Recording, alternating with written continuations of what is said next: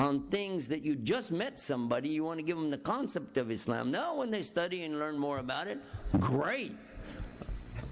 But initially, you're just trying to touch the top of the subject. Don't pretend to be a scholar. Don't play like you know everything. And don't bore them to death. You know, somebody's trying to be nice to you. You were kind to them. You were kind of funny in the beginning. Everything was going along pretty good. Then all of a sudden they're going, how did I get in this conversation with this guy? Oh, good God. And they're going like, you know, yeah, oh, it's very interesting. Yes, very nice.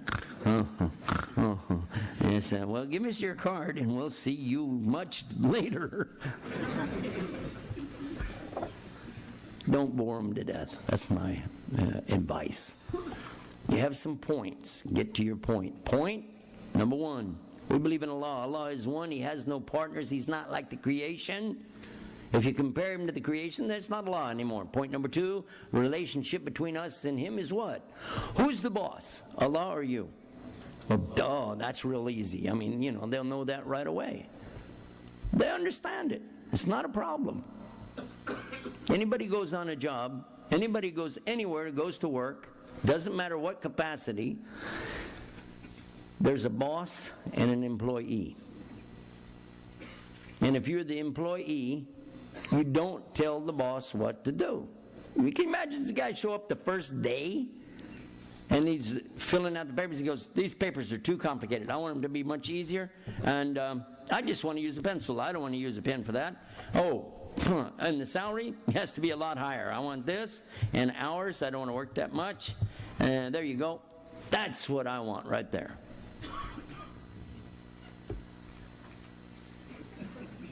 How long is he going to last?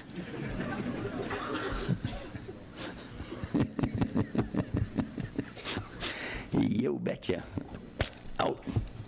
Because that's the boss who does that, not the employee.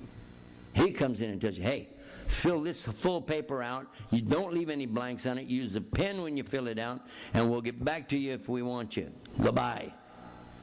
That's how it works. So, if you understood that concept, why would you think anything less of the creator and sustainer of the universe? And regarding the ibadah, the worship itself, again, let's look at the job. Could you go to the job and say, you know, I don't think we should put all these posts in here. That's too many posts, costs too much money. Take that one out. Let's don't build the building that way. And just, you know, I think we don't need so much cement in here. Use more dirt. Huh? And by the way, what's my position? Oh, I'm the guy that hauls out the trash. SubhanAllah.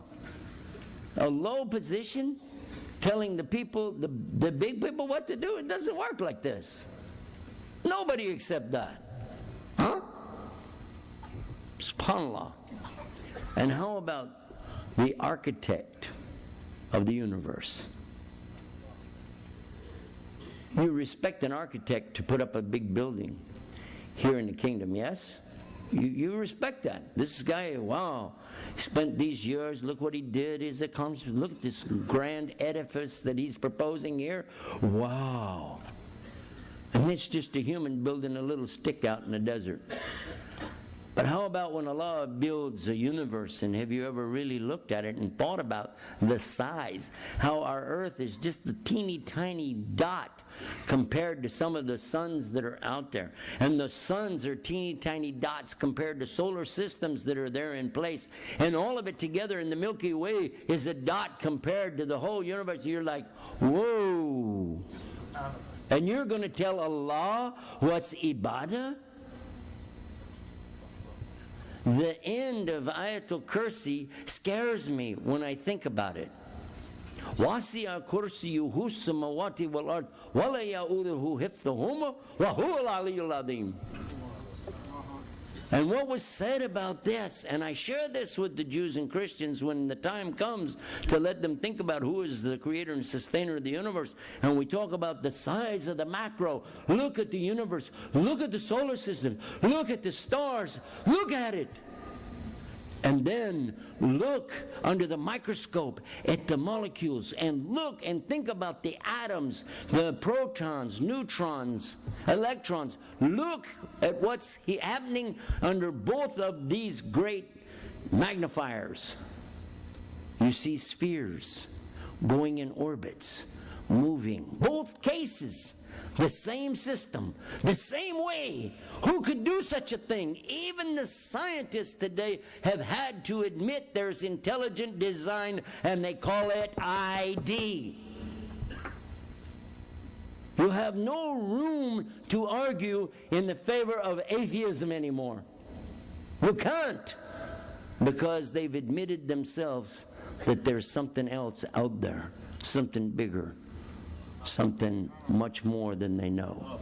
On our website, Alhamdulillah Rabbil Alameen, we have videos that were done by Sheikh Zandani with the great scientists of the world. And we put them there. They're in English, and we invite people, go and watch. And they come away shaking their heads going, what can I say? What can I say? Atheists come back and their tongue doesn't move anymore. They stop insulting Allah with the tongue that Allah gave them. Because in number 7, we have 7 of them on there, 6 or 7. The last one, all of them saying, this must be from Allah. The Quran has to come from Allah. Some of you have seen those. But the last one is the amazing one, because during the speech, he stops and he says, I guess it's time for me to say, La ilaha illallah, Muhammadur Rasulullah. An atheist scientist accepts Islam right there in front of their eyes. What can they say? What can they do? It's there. So when we're explaining, we're just taking it easy, but we're leading up to what? We're always leading up to the relationship between them and Allah. What should be the relationship between the master and the servant? Because that's the relationship implied by the word Islam. Immediately, the word Islam comes from the verb aslama, which comes from the root silm, sin, lam, mim. And you ask some of the Muslims that speak some English, what does Islam mean? What does it mean? They say, Islam means peace.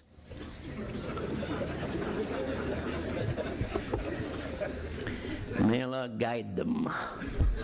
This is so easy for a detractor of Islam to hurt you, to put you down if you say that. Really? Islam means peace? Oh yeah? Then how come when you greet each other you say Salam Alaikum instead of Islam Alaikum? You just messed up. What will you do now? Because you've lost credibility. You said something that they can point to and say, he doesn't know. Let's go. He doesn't know. Okay, thank you very much. Have a nice day. Bye.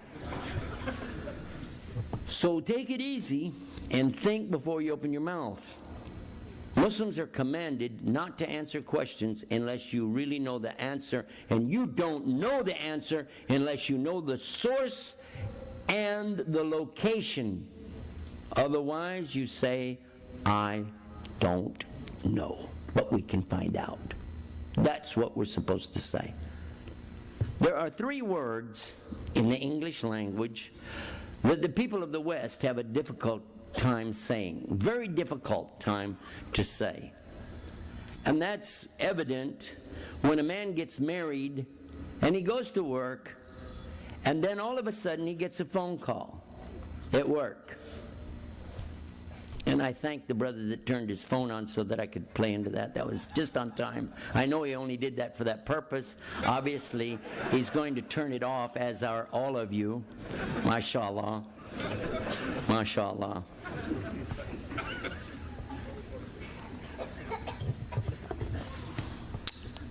Allah guide us. He gets a phone call at work, and he's embarrassed. It's his wife checking up on him, you know? Yes, ma'am. Yeah. Yeah, okay, I have to get back to work now, okay? Yeah, okay, I'll pick it up on the way home. Okay, bye. Huh? Yeah, me too. Yeah.